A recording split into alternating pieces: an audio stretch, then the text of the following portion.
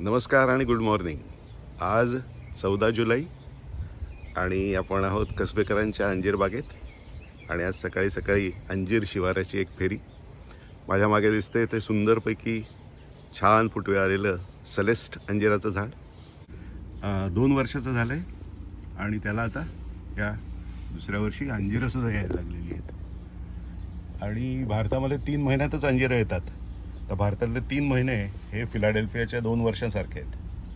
कारण की इथे 2 वर्ष म्हणजे त्याच्यामध्ये 1 वर्ष थंडीतलीच जातात आणि त्यामुळे मिळतं जवळपास त्याला एक 5-7च महिने मिळतात.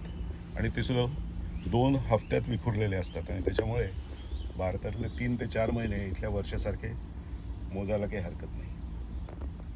आणि कालच्या दिवसामध्ये थोडेसे फेरबदल झालेले आहेत बागेमध्ये.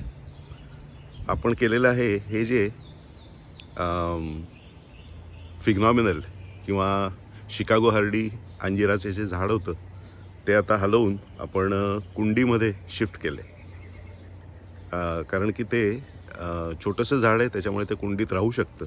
त्यामुळे ते आपण कुंडीत हलवलं आहे. आणि दुसरं म्हणजे हे जे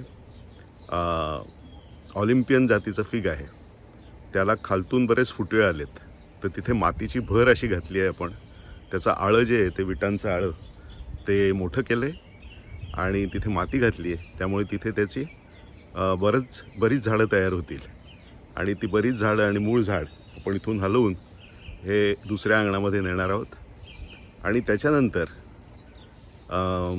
टायगर फिग किंवा आपलं जे स्ट्राईप फिग आहे त्या स्ट्राईप फिगच्या जमिनीला समांतर वाढलेल्या अशा ज्या फांद्या होत्या त्यांची काही पानं काढून टाकली आणि तिथल्या फांद्यांचा काही 2-3 यांचा भाग हा जिथे मुळं फुटू शकतात असा भाग आपण त्याच्यावरती माती टाकून त्याच्यावरती अशा या जाड विटा ठेवलेल्या आहेत वजनासाठी. म्हणजे पुढच्या 15-20 दिवसामध्ये त्या ठिकाणी त्यांना मुळं फुटू शकतील. अशा प्रकारे साधारणतः या 5 फांद्या आहेत की ज्यांची 5 झाडं होऊ शकतात. आणि एक फांदी जी वर राहिलेली आहे ते एक मूळ राहील तिथे फक्त.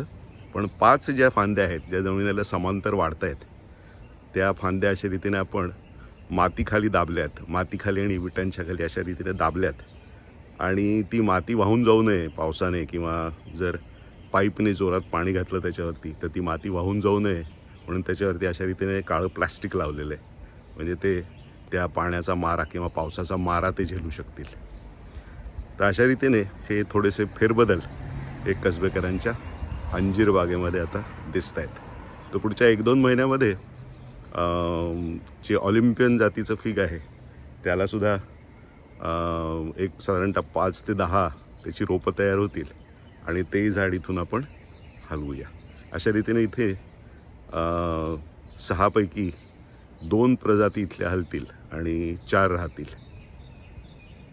असे हे थोडेफार बदलाव हे कसबेकरांच्या अंजीर बागेत झालेले आहेत.